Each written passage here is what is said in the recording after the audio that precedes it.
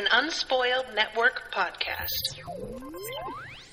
This is Spoil Me, covering Unsouled Chapters 16, 17, and 18. In these chapters, Linden meets Yerin. And Yerin is a very suspicious person and also so talented that it pretty much makes Linden want to cry a little. Maybe he does cry. Just a little. Welcome to Spoil Me.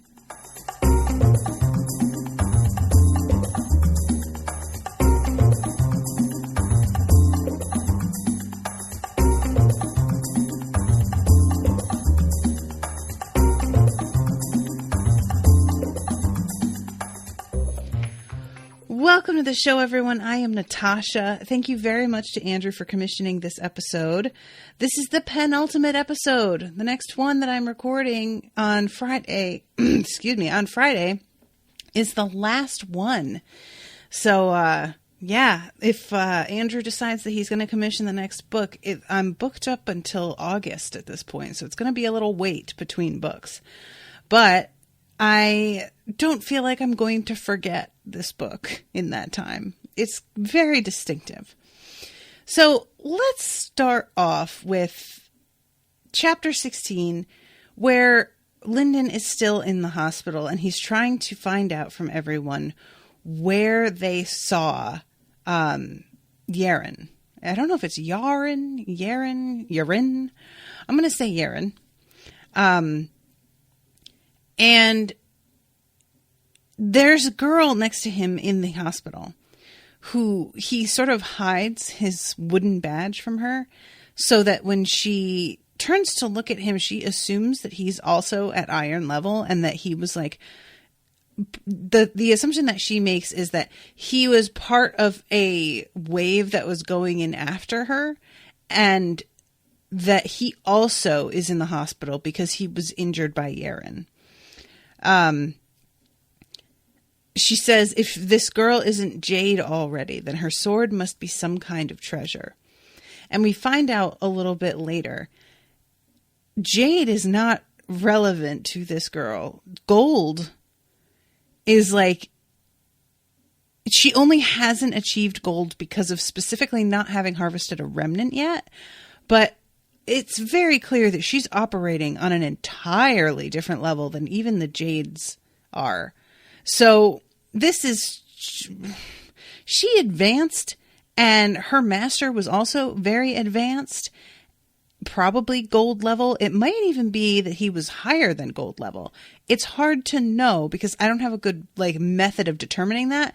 But later on, Whitehall sees the damage that the remnant did to the ancestor's tomb and is flat out astonished because that sort of damage should not be allowed to happen. The way that the scripts work, and I liked this because it's an interesting, in the Garth Nix books where the people call on the charter and they use charter marks to create spells, you make charters that you can create sendings which look like people or animals that are solely made from magic. But as time goes on, they degrade. And that's not to say that they completely fall apart. There are sendings that are thousands of years old in that universe. But what they do is when they're first made, they have a lot of a variety of sort of functions and abilities. And as time goes on, they sort of get into a groove of a routine and certain duties that were more common continuously than others. And it will forget extraneous stuff and become much more focused and stubborn about completing its main task. So there's a sending in the books that is a servant who was a maid and would give baths. And this servant is very, very pushy, this sending, when one of the characters does not want to take a bath and pretty much shoves her in the water and begins forcibly scrubbing her because the time passing has made this remnant sort of not as responsive to orders as the others are. And it's on a bit more of an automatic than the others. The way things work in this world is sort of the opposite, because the charter magic is like placed there by humans, but it's sourced from a charter, which is sort of like a database of magic. And once the link to the charter is made with the marks, those marks will fade. But in this world, the opposite is happening, because it's fueled by basically the aura in the air. Like it does that sort of, I want to say like funneling is the impression that I get. And I could be wrong about this, but there's like life force that's just in the atmosphere. And it seems to be able to sort of like condense and focus that and draw on it. So the ancestor's tomb, the spells of protection that are laid on it were done, I'm presuming thousands of years ago. But because it has had all of this time to cycle through and continue to strengthen off of the like sheer force of life in the air, it's stronger now than it's ever been, and it will continue to become stronger than it is now. And I find that to be really compelling. I like that. That's not something that I feel like I see a lot in terms of the use of magic in fantasy settings. Most of the time, magic is feeding on somebody's like will or a store of like magical energy. You know, in this book, there's Madra, which feeds a lot of their spells. But when they can do something like this, I mean, that's sort of the thing with the banners as well that Lyndon picked. They don't really need him. They sort of just function like there's later on when he uses them again on the same dude who has apparently forgotten, he does say that eventually they will run out of fuel. And I'm not sure how that works exactly, why they would run out of fuel, but like the scripts on the, tomb don't run out of fuel. But it doesn't require him apparently standing by and feeding his Madra into it. It's something that he can set it and forget it, So anyway, I thought that was really interesting. And I know that I'm like jumping way ahead when talking about this, but Yerin is fascinating to me in how much more powerful she is than everybody else. And not just the power, but she sort of like got a little bit of contempt for people as well. Like, and it's more than just these are my enemies and I hate my enemies and I will destroy them. There's a sense with her of like, y'all really do not even scrape the surface and you think you are so important. And honestly, it's adorable that you guys really think that you matter this much because, oh my God, you are not even close. And I wonder so much about that. She says at one point that it takes storms to shape a dragon and there are no storms here. And I mean, Lyndon knows quite well that's exactly true. That's why he's trying to leave. And yet we have seen the seriousness and dedication with which these people approach the sacred arts. And so if she has nothing but contempt for the way they operate, and if she's as young as she is and able to access the power she is, what does she know? What secrets is she aware of that they are not? And why are they not is the next question. Why are there certain things that many of them, that outsiders are aware of? And she has said, without storms, I am assuming that all of the different civilizations out there probably have their own approach to the same kind of magic, because I am again operating under an assumption that the races of this world all have Madra and all are aware of it as a force. That seems to be the impression based on the tour that we are given by Suriel. But that is like, they are all coming at it from very, very different places. So how much of it is that, that she has actually encountered really specific threats, that she has been, like, you know, put through the forge, so to speak, the crucible, and how much of it is sheerly traveling and meeting other people who have different practices than you? It might be a combo. I mean, it probably is. But I find it really interesting to set up a world in which magic works a very specific way, and then to step back as a reader and figure and watch as the author is like, yeah, that's how they think it works. And like, it's kind of right, but it's definitely not the whole story. And a lot of people see them as a joke.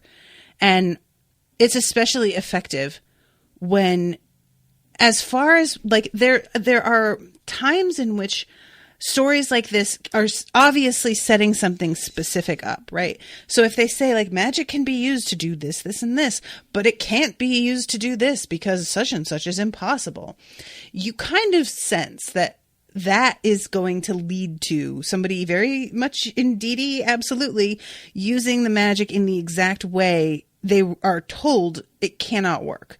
We are about to prove you wrong, right? And what is interesting about the setup for this is that we aren't really given much in the way of like limits of what the magic can accomplish in this world. We are given limits of what people can accomplish within their rank, for sure.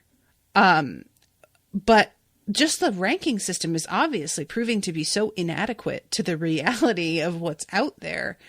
And what people were able to accomplish already seemed quite amazing to me.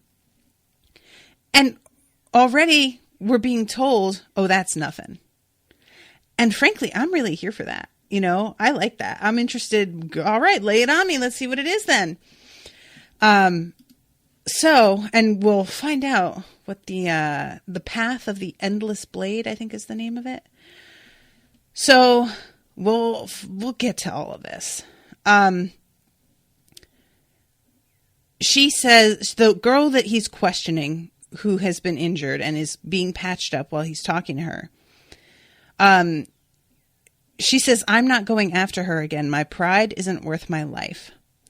And the nurse says to her, pride is more important than you think. The elders haven't acted against the girl because it lowers their status to treat a disciple as a threat.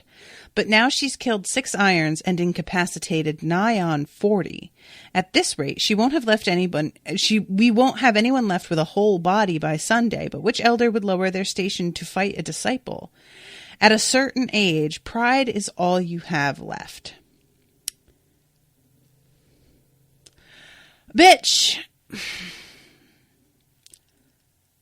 I don't know how to tell you this, but that's a bad policy. Pride is more important than you think. You all died because the old people cling to theirs. What kind of argument do you think you're making, lady? Do you expect anybody to like be on your side here? You're basically like, they didn't want to deign to fight it. Is she just saying that pride is more of a factor? I don't think that's all she's saying, because this girl is saying, my pride isn't worth my life. Like saying, I'm not going to go after them again because I might die. And the way the nurse interrupts and seems like she's contradicting her, to me sounds like she's trying to be like, no, you definitely should try to kill her again. Which I'm like, but then you immediately follow it up with, we could, and keep all of you guys from being sitting ducks, but we're not gonna. Because pride's super important to us. Like, really? That's how you're going to come at this? Like, talking to a person who has sustained an injury and watched other friends, maybe friends, people, die? I don't see it for you, nurse. What are you doing? Anyway, I just felt like she just, like, really came at this with a tone like she was really making a point, and I'm like, I don't think you're making the point that you think you are. I think you're trying to be like, oh, pride's worth a lot. And then immediately turning around and being like, look at how we ruined everything with ours. And I'm just, girl, just, you know what? Sit down and shut up. Do your job. So she tells him when she examines Lyndon, you'll heal in a few weeks on your own, but we got a delivery of herbs. And she gives him this pill that's very, very sharp smelling. And like, it's got kind of the shades of like Skelegro to me, the way that it feels when he swallows it. And she says, if you don't feel fresh as a copper in 3 dawns, come back and see me. And takes the pill. And it begins to do its work right away. And he's really shocked later on in the day at how much better he's doing already. It does a lot. It helps if you cycle it a little at a time. Takes a day or 2 longer, but it's not as much of a torture. So I find it real interesting to hear about how they do the cycling. He forced the pill's energy through his veins, pushing his spirit to the limit and holding it there through sheer force of will. His earlier melancholy had evaporated. Before, finding the Sword Sage's disciple had been a distant thing. Now it was right in front of his eyes. She could take him away from Sacred Valley, and that was his only hope. As long as he stayed here, there would always be another Kazan Maderet. He would never be anything more than unsouled.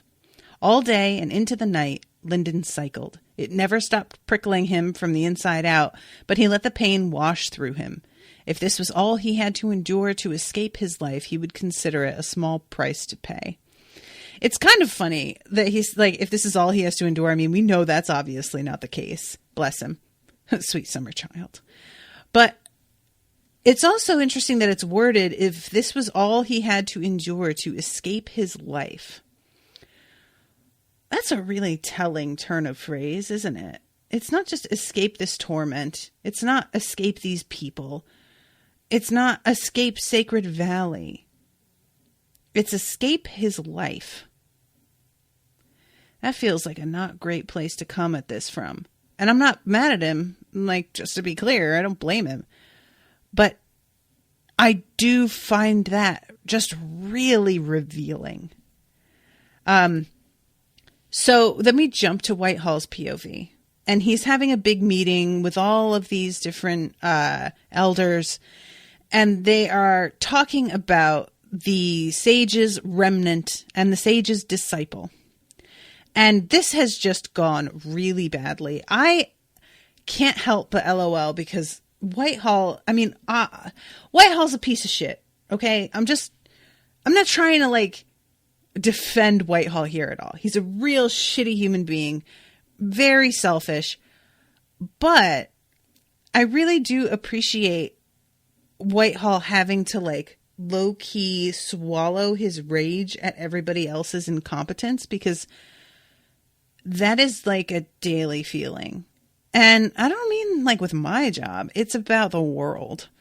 And when you have any modicum of common sense and an organized mind, and you see the way most things are run, it's overwhelming how poorly everything is handled.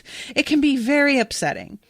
And I just found Whitehall's like sheer frustration and low-key like disbelief that these assholes are really going to act this way so relatable.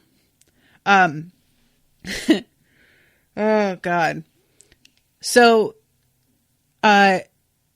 he says, every jade left in the Heaven's Glory School is in this room. We can march on the tomb right now together. And the Grand Elder is like, kind of saying that we should not do this lightly, but frames it as disturb the ancestors' rest, which like, that's not what this is about. I don't buy it. And of course, Whitehall immediately follows up with, oh, disturb their rest? You mean like the way that you did when you shoved a corpse in there that still has a remnant attached? Do you mean like that? Disturbed? Is that what you... Because that fucking sounds like what's happening already, you jag. And honestly, right? And Whitehall is like, I don't understand why I even have to talk to you about this.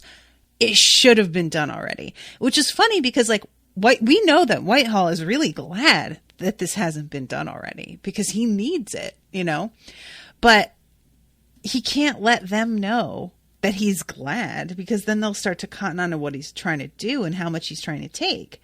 So instead, he's going to shame them for the fact that they haven't taken care of it. And then he's going to use their shame to his advantage. Makes sense. So he says that if he were there, he would have been able to do his part. But if a group of irons comes with him or a few jades, they can survey it and come back and devise a way to get back the stranger's treasures. And he's very careful about this. He says, to retrieve the stranger's treasures and his sword. And he says it this way because he knows a lot of other people want the sage's sword. And mentioning that specifically is going to be a real, like, kind of elbow to the ribs. Like, you want to go? Meanwhile, what he's after are the herbs. And he doesn't even name the herbs. He just says treasures. And keeps the idea of herbs out of the equation lest he give anybody else any ideas. I just hate that I like agree with Whitehall, not as a person, but like in the way he chooses to word and handle things.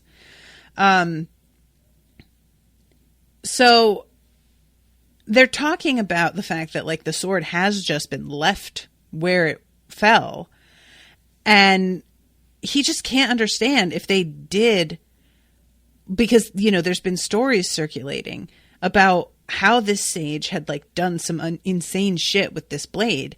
He can't understand why they just all left it there. And this is when Elder Ansis tells him the remnant has the sword. And Whitehall like does that long stare waiting for him to say anything else. And then is like, no, that's not how that works. I mean, it would grow its own blade. It would have a fake, like, spirit sword. But it's not going to have a fucking... What? Are you serious? And the Grand Elder says, we tried to lay a boundary formation to force it out. It used the sword to destroy the first banner. Every time we lay a script, it either broke the script or it broke the one laying it. Which, like, honestly, that just seems kind of unfair. I mean, that's just really, like, this reminds me of, like, the, in Dresden Files, if you kill a wizard, there's a possibility that they can hit you with a death curse, which is basically they can pack all of their, like, magical will into one last solid punch of really devastating magic right before they die. If you are able to sneak up on them, they can't do it. But if you are, you know, fighting somebody face to face in battle and they go down and they know they're about to die, they can fucking level bit like buildings and city blocks if they want. And that to me already seemed like that kind of not fair. But this thing, it's like, you killed me? You did what? You killed me? Oh, no. No, sir, where is my sword? I dropped it. Hold, there it is. Fuck you guys. And it just keeps fighting. It just keeps going. I cannot stop laughing. Like, that is so hilarious and so mean-spirited. I just, like, you can't even just die. You have to stick around and keep being fucking stubborn. That's amazing. I love it so much. And there's a part of me that's almost like, is it doing this because it knows that that his disciple is still out there looking for him and it wants her to get a hold of his, like, treasured items? Because I could see that being its motivation, that it's really like dedicated to the disciple and defending what remains of itself for her sake. But I don't know. This might just be how his remnant would have behaved whether he had a disciple or not. He might just be this fucking like single-minded and pig-headed, and that's just how he is. I don't know. I fucking love it though. And I just love the fact that this is something that Whitehall has never seen. The whole fact that nobody, like, they're hesitant to even tell him this. It's really clear because they don't think he's gonna believe it, or they're gonna that Whitehall's gonna, like, you know, feel like they must be mistaken somehow. And he does. He even says something like, "Is it even a remnant?" Like, he's not just doubting that they are telling the truth. He's doubting their acuity in being able to categorize the thing at all. And they said, "We had a soulsmith scan it in case the sword sage had simply used a technique to imitate a remnant. We're confident this isn't the case. It has simply left a remnant that is far, far beyond anything we've ever seen." And Whitehall is just like, there's no way that this dude wasn't gold then. And I've never met a gold. And this was a gold carrying items. If he was gold and he has stuff on him, they're going to be treasures that are so fabulous and priceless that the mind boggles. And it sort of redoubles his interest in getting at this shit. A gold's remnant was the stuff of legends and nightmares. The elders would have to tread cautiously in case the spirit had the ability to destroy their entire school. So this is when he says the disciple might work as a lure to pull the remnant away from the corpse itself so that they can get at his stuff. And he doesn't really know anything about her. It says, Whitehall had thought of the sage as nothing more than a wandering jade. As such, his disciple wouldn't be anything special, but if he was a gold expert, the picture changed. You think? So one of the women says, I think she's an iron level. She says she's Jade. We've sent practically every combat-capable iron in the school against her for weeks now. She sends them back dead or wounded. We planned on exhausting her spirit, pressuring her until she broke, but our disciples might be the ones to break first. Later on, there's a line where it just says Lyndon hoped to someday be like Yerin. That's her name, right? And I was just kind of like, same. I hope to someday be this incredible. When you have like a school full of people being sent after you and they are being broken, that's just an accomplishment, man. That is something to be proud of. Fuck. So Whitehall finally is like, we need to send somebody up against her that's for real. I cannot believe that you guys failed to capture her with irons, so you just sent more irons. What are you doing? To which Grand Elder is like, we're going to throw away our pride to just deal with some fucking disciple who's like, 18? Really? And Whitehall wants to fucking pop. He's just like, what? You just told me that the remnant has a sword, and she has sent back everybody that you've sent at her, wounded or dead. Yeah, I kind of thought you would take that seriously. Call me crazy.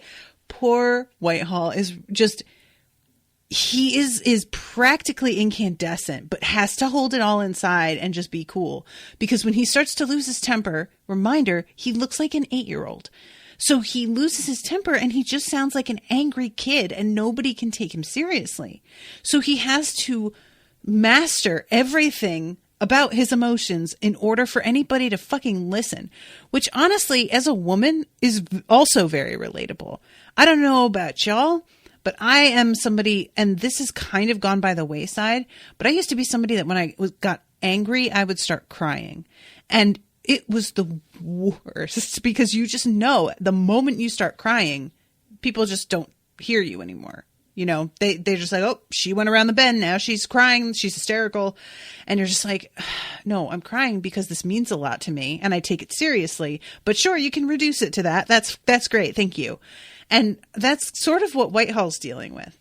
So then Elder Ram said, the clans will send their young geniuses to the fallen leaf or holy wind, and we will be forced to harvest all our sacred herbs in our own gardens. Even the outsider nomads might not deal with us if they do not trust in our honor. And Whitehall is just like, all right, fine. I'm a kid. She's a kid. Send me. Whatever.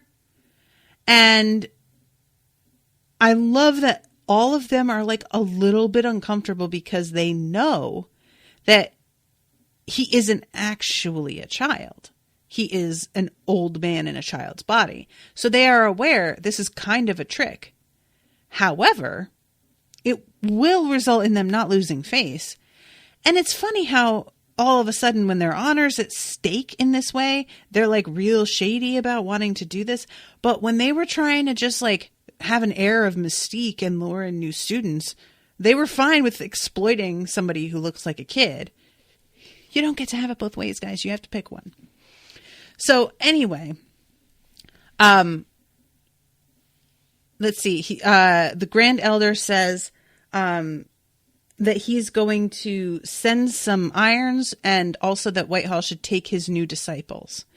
And Whitehall is just absolutely not going to take the Unsouled, I guess. He just doesn't even think about it. But, you know, this is at least Kaz and Moderate with the bricks are going to be a bit of a help.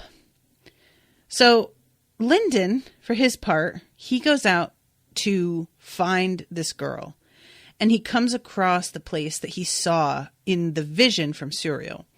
And I really liked that the author takes the time to point out how surreal it is for Lyndon to see it in person, because I feel like there's a sort of, as readers and viewers of like, you know, supernatural TV shows and movies, we can tend to get very desensitized to the weirdness of certain events because we've seen them done so many times. So you have somebody who sees a place in a dream and then they wake up and they're there. And as a viewer, you're like, yeah, that's a place in your dream. Okay, now what? But we don't really stop to think through like, okay, but if you wound up someplace that you saw in a dream, you would be really flipped out. It would be weird. And I know that people have had this happen. I have talked to a couple friends of mine that like they had a dream that they were in some place and a couple days later they wound up in a place that looked just like their dream. It's one of those things that it's really impossible to quantify and know if that's a genuine thing. But I know that those people thought it was real and they were really like rattled by it. And despite the fact that Lyndon knows what Suriel was showing him was meant to be real, it wasn't a dream the way that I'm talking about. Nevertheless, seeing it in person just makes it feel so much more immediate and makes him like feel more of a connection to everything that he saw because it's starting to get grounded, you know? And I don't know. I appreciated that being like specifically mentioned. So he is looking for her and he's calling out to her, he doesn't know, I think, where her remnant is, or not her remnant, but her master's remnant.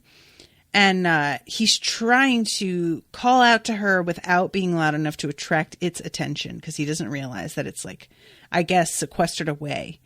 So Yerin comes up behind him with a knife to his throat and asks him how the fuck he knows her name. And he considers telling her all kinds of, you know, wild lies, but then rethinks it and is like, you know what? I'm going to be asking her for a lot. We're going to be kind of like teamed up together. maybe I should just tell her the truth, like right out of the gate. Thank you. Thank you, Lyndon. Appreciate you, buddy. Oh my God. You guys do not know how much I appreciate that kind of shit from writers. Like, writers that are lazy love to rely on the like, oh, we'll just tell a little white lie now. That will slowly snowball throughout the book until at the very end, right when they need their friend most, their friend finds out, and then suddenly they are broken apart.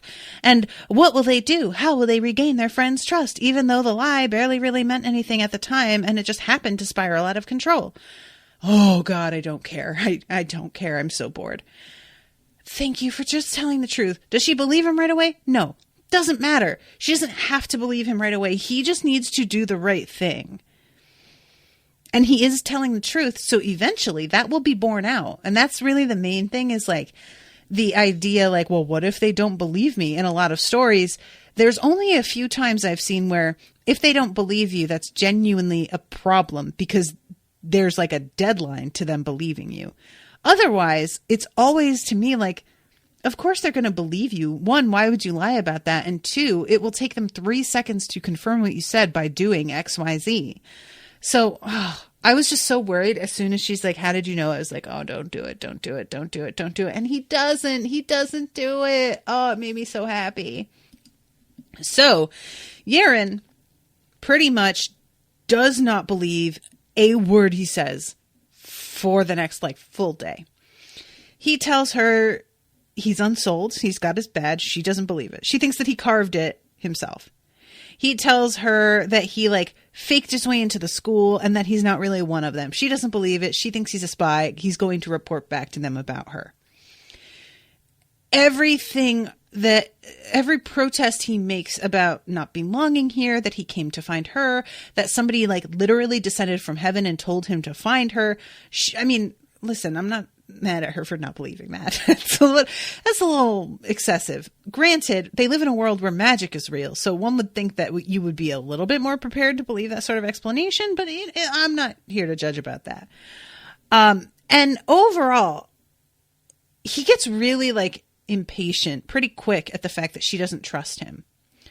And feels like he has continually proven himself. He has promised on his soul. At one point, they promised to each other to each fulfill their end of the bargain. And he, when he makes that promise, thinks that this is like going to be a ritual of some kind, that he will feel the like bond. And he does feel Madra coming from her because they like shake hands on it. But he thinks that this is going to be like some big event making this promise, and it's not. But the act of promising, swearing on your soul, it means a lot, obviously, to him. Like, this is something that's sort of, people don't do this. And so for him, agreeing to swear on his soul at all was like a big step, and he wasn't super comfortable, but he did it because he thought that was going to make her believe him. And when she continues to be suspicious of him, even after he takes that step, he is so annoyed about it. He just doesn't really appreciate it. It's like he's insulted, you know? And I don't know. I found that funny. I really enjoyed Lyndon's reaction to Yerin. Because she's just very different than anybody he has ever met. She has a deep confidence in her own abilities because she is beyond what anybody in his world is capable of. She's super suspicious in a way that he clearly can't relate to, which means to me, she has been through some shit. Like, people, there's two scenarios in which somebody becomes this suspicious. The first is that they have been dicked over a lot of times and they have finally started to learn their lesson, or they have seen other people be dicked over and they are learning from those people's mistakes. Second is they themselves are not trustworthy. And this is the thing.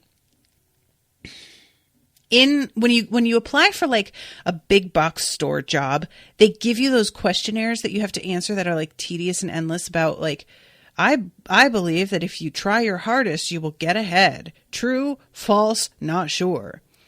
And what they're doing is they are assessing what your work ethic is and how trustworthy you are by the way that you judge others. So one of the questions will be something like, I believe that everybody would steal if they knew that they wouldn't get caught. And they're asking that because it will reflect something about you. If you think people would steal if they knew they wouldn't get caught, that means you would steal if you think you're not going to get caught. And so if you answer yes to that, that will count against you. And if you get enough of those, they won't even interview you. So that's the thing with Yerin. I keep saying her name and then being like, is that right? It's Yerin. Yerin. I'm going to have to really work on trying to remember that. Yerin is, I believe, probably super suspicious because she has seen people get dicked over.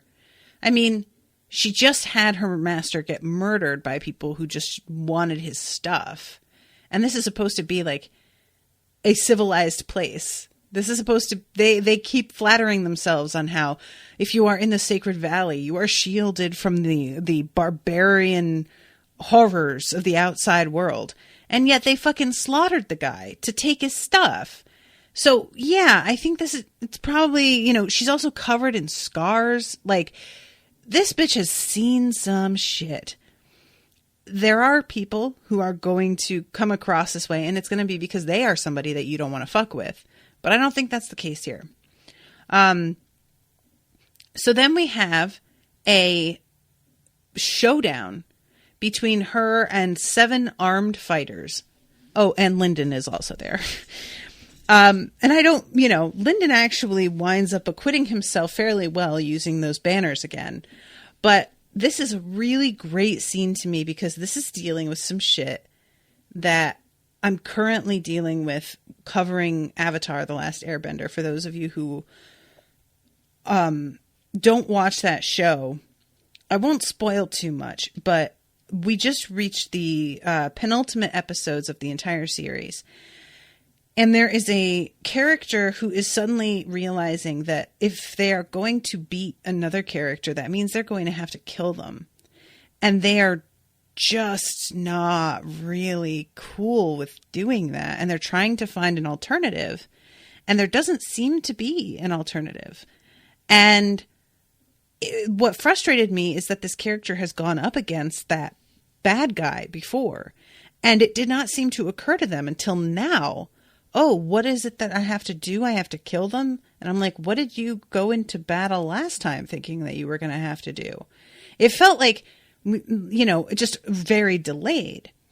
And so for Lyndon to kind of go through this now, I really appreciate, because this is Lyndon coming to terms with what his path is going to have to be. Lyndon is aware that killing somebody is a necessity for the moving forward and ascending into iron, eventually gold, hopefully, beyond gold, hopefully. But he never really, it doesn't seem like he's somebody who's eager for it, not like, forgive me, I'm going to move my mic a little here. Not like what's his face's little sister, who was like foaming at the mouth and so excited to fight him, and I think excited to kill him. He doesn't really have that in him. And once he realizes that the banners he has set up are only a holding measure, and that when you're in a real fight, it's not about somebody being incapacitated. I mean, it is, but there's nobody to declare, okay, the match is over. They won. Congratulations. If you're in a real fight for your life, and that person is very willing to kill you, you have to do something very dramatic in order to survive. And this is a kind of moving moment that I thought was written really well, I'm getting a little ahead of myself. There's like the little trading of barbs between Yerin and Whitehall, and she like leaps up from a chasm 20 feet below the like top edge, and just, you know, it's like an effortless thing, despite the fact that she's got no sleep, that she's exhausted and hasn't eaten.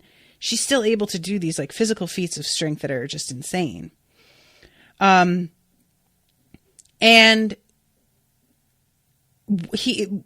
Lyndon listens and realizes that Whitehall is trying to get Yerin to come with them. And that means they must need her for something, because he's expecting that, you know, all of these people to just launch into an attack, and they don't do that. So a head popped over the chasm as someone glanced down, just an idle glance, but it was enough to doom Lyndon. And Kazan Maderet is here with fucking Whitehall. And I love that when he says this to Whitehall, Kazan Maderet is like, the Unsouled is with her, in this moment of just like, can you believe it? And I love Whitehall's response is, what? Oh, that Lyndon kid? That's weird. What's he doing?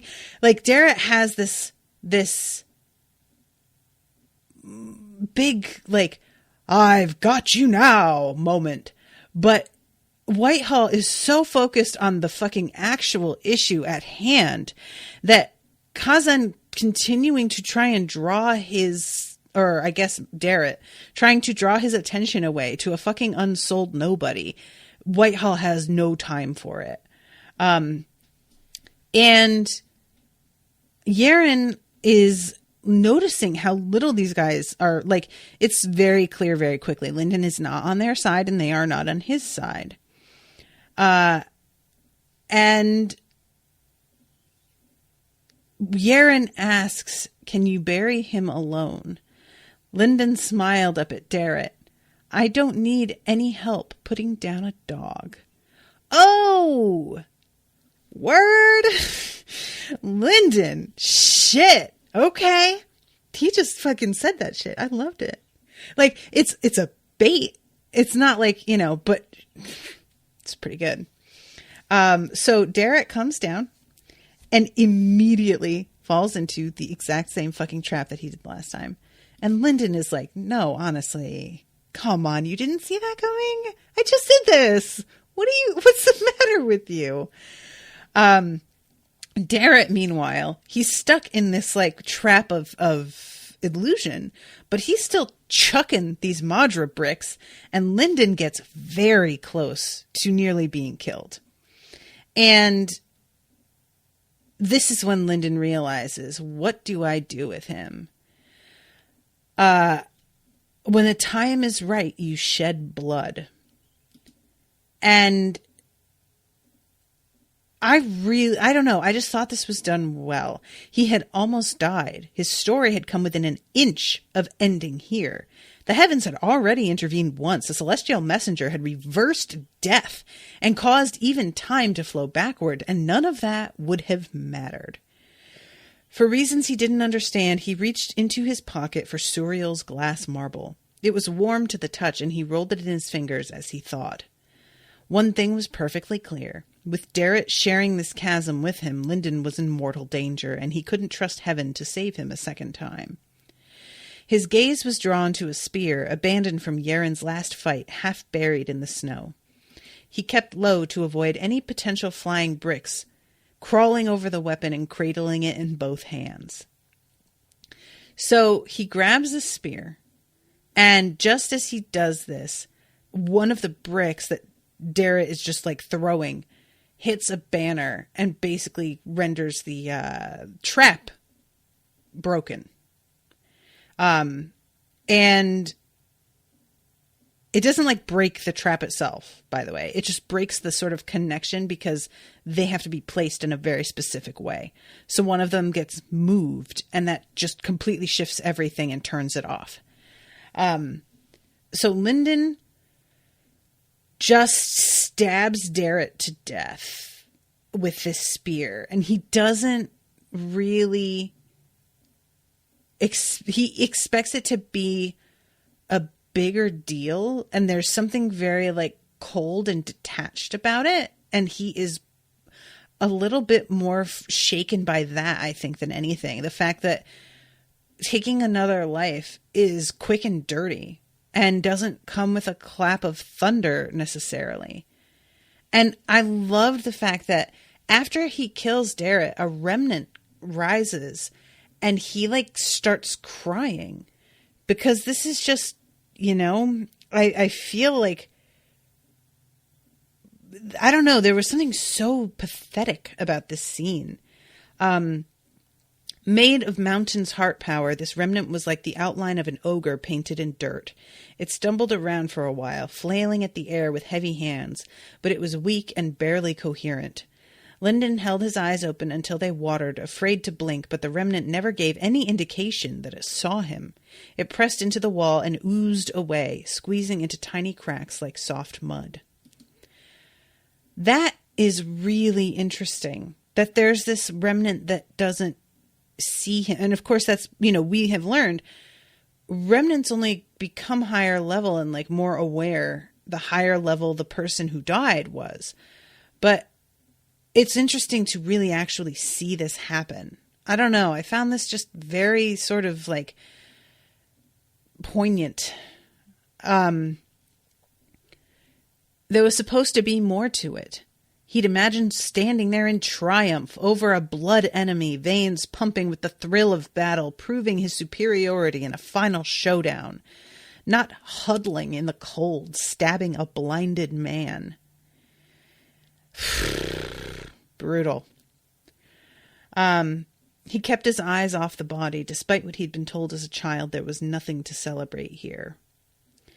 And at this point, Yerin streaks past him, and Lyndon comes back to reality, realizing that he does not have time to, you know, wax theological about this. And it says his vision was swimming, the day of cycling, the night without sleep, the strain on his madra. It was all getting to be too much. One more stretch, he said, focusing on the climb in front of him. He forced himself to forget the march out of Sacred Valley. Just this one last thing, and then I can sleep. I love that he says just this one last thing, even though he knows fucking good and damn well it is not just this one last thing. But he can't like allow himself to think about that. When I was hiking through, I did a 3-day hike through the mountains of Guatemala, and I was not a hiker. I was not ready for it. You know, I didn't know what I was getting into. And it was one of the hardest things I ever did. And there was a guide who, me and this other girl both had asthma. So we were always like at the back of the group, because just breathing hard from the hike itself. And we were at a very high elevation. So he was kind of assigned to be the one at the back, kind of keeping up our spirits. And we would get into these funks where we would just be like, oh my God, how much further is it? And he would say things like, just around that tree. And then we'd like get around the tree and we'd be like, well, where? And he's like, well, we just have to get to that rock. And he would keep doing that, setting these tiny little goals. And it really did sort of work, even though you knew he was like fucking with you a little bit. And that's essentially like what Lyndon's doing here. He's just like, all I have to do is this one last thing.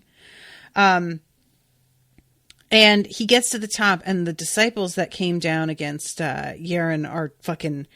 They're dead. The snow is like pink and red. And Elder Whitehall is, it says, landed in a crouch at the bottom of a tree, snow flying away from him in a ring. Him and Yerin go head to head. And I'm not going to get too into this because I only have 5 minutes left and there's one more chapter to cover. But she manages to really injure Elder Whitehall, and he gets away, but she knows that he is going to be back. And we find out later that he went to the ancestor's tomb himself. And we'll see how that goes for him, because we pretty much leave him there and he hasn't actually made a move yet. Lyndon thinks that they are going to leave now, but Yerin is like, dude, I'm not leaving without my fucking master's remnant and his stuff. What are you talking about? And he thought he had finally like secured his passage out, and he cannot believe that she's doing this. But another part of him is like kind of respectful, like low key impressed, you know? And the what they wind up doing is he hobbles back to school, and nobody is like, I mean, he's an unsouled. Nobody notices him. When they do, it's just to scream at him. And he manages to find some robes for Yerin to wear so that she can pass as a disciple as well. And Yerin, for her part, is like very insistent that they take some rest. And Lyndon, who had been going to go and assess the situation and find out where her master's shade was. I'm calling him a shade. I guess that's fine. It turns out she already knows where her master's body is and where the remnant is. And so Lyndon turns around and is like, oh, okay, well, if you know that already, I don't have to go find out. There's no point. And she gives him this look, and she's like, so you're really not going to go and tell them that I'm here? And he's like, oh my God, how many times do I need to prove to you that I am not fucking a traitor to you? Dude, seriously? And she's like, you crouch down a little bit and look up. And he does. And he realizes that there's a fucking, like, basically a magical blade hovering right at his forehead. And that if he had indeed opened that door to leave in order to tell them that she was here, she would have just taken the fucking top of his head off. Well, so much for trust, I guess. But I'm not, like, I feel like that's a pretty cool, I'm kind of impressed, you know, like, I'm not even mad. I don't know. I liked this moment, and I like the constant reminder that she is watching her own back, like, no joke. She is not a constant vigilance. Mad Eye would be so proud of her. So I love too when he glanced back at her after she asked where he was going. It says she was adjusting her sword belt, moving the hilt around from where it had been poking in the ribs. And we know now that she was likely adjusting her sword belt because she is about to draw her sword, maybe. But, you know, that's not... he's seeing it as just like her getting comfortable. So let's see. This is when she says that she wants to harvest his remnant. And Lyndon is like, oh my God, that's like a gold level ability. Are you able to do that? And she's like, I haven't done it before, but I think I can. And she says, taking in the remnant is the difference between what you all call jade and what you call gold. It's like an heirloom passed from master to disciple, which is really cool. I love that idea that like a spirit itself passes on into another person. It makes as much sense as anything that you're basically like exponentially getting stronger, combining your Madra with theirs into a new soul that is then stronger to be passed to the next. That's cool. I love that. So this is when he's like, all right, so to get into the tombs, we need a spirit seal. And if we need that, we have to go into the treasure chamber. And there is some really rad stuff in there. To which she's like, I hope you're cool with us just taking everything. And Lyndon is like, oh my God, are we really? Yes. He is so excited. Like, he knows that it's like not cool, but also fuck all these people except for Rom, who kind of was nice to him, but also... I wonder so much about Rom's role in all of this. Are we going to see him again? I feel bad. And obviously Lyndon feels bad too, because Rom was nice to him and then he winds up facing off with fucking, you know, the badassest bitch. And he I think either loses an arm or it's a very, very bad injury. But it's clear Lyndon feels a little responsible because, he is there, led the way, showed her how to get in. And she is able to break the scripts that are protecting the doors of the place, no problem. However, he does he warns her about the alarms on the actual cases. And she does not listen to him. And I found it really funny the way the case split in half. A gong sounded, and there's all of these remnants that come out and sounds. Yerin shot him a sheepish look. Sorry, I warned you. Yeah, this one's on my account. I said there would be an alarm on the cases. Don't break the cases, I said. Oh my God, this is pretty funny. And the fight that happens between Yerin and Rom, you don't really see much of it. You just get an impression of them going to fucking town behind him while he goes from case to case and just takes everything that he can lay his hands on. There's not a ton of time, but it's pretty, the only thing that gets Yerin to finally walk away from the fight is Lyndon reminding her that she made a promise to keep him safe. And does she really think that once the rest of the guards get here, she will be able to do that? He's just putting it forward to her as a question. You said you could do this. Can you? Because otherwise we should fucking go now. And she does not like that. But she agrees to it, and they manage to get that rust-colored cloud that can make him fly. And he grabs that star lotus bud, which had been mentioned before as being able to cycle him right up to copper. And I am just super excited because, hopefully some of this stuff and maybe some of what her master has are equivalent to the treasures that he was given that were taken away from him by Darrett. I'm so mad about that still. Oh my God, y'all. I really am though. So they make good their getaway after she shows him the path of the endless sword. And he throws the sword.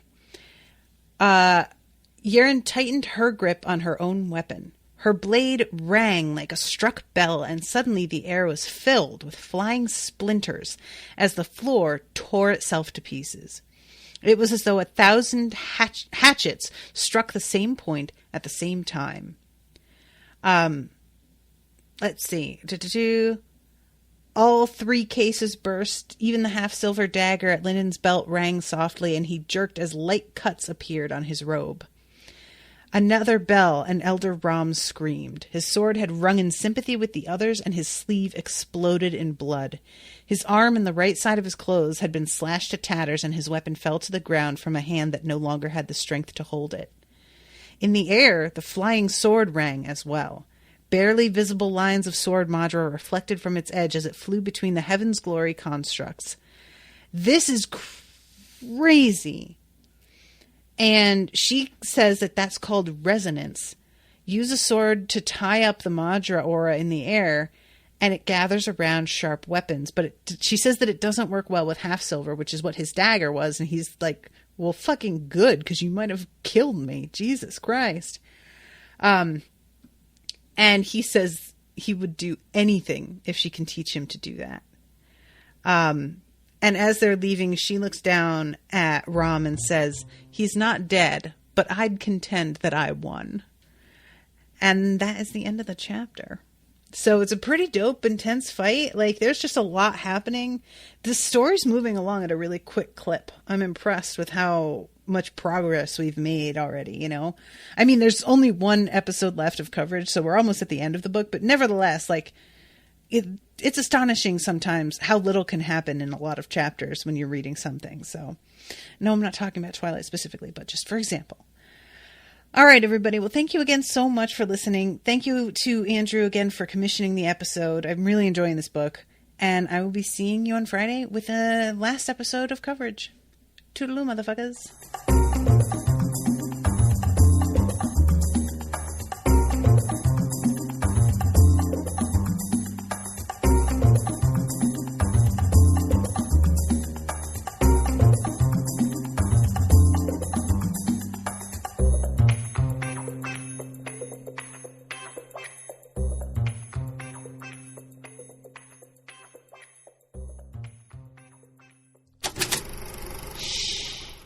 was an Unspoiled Network podcast.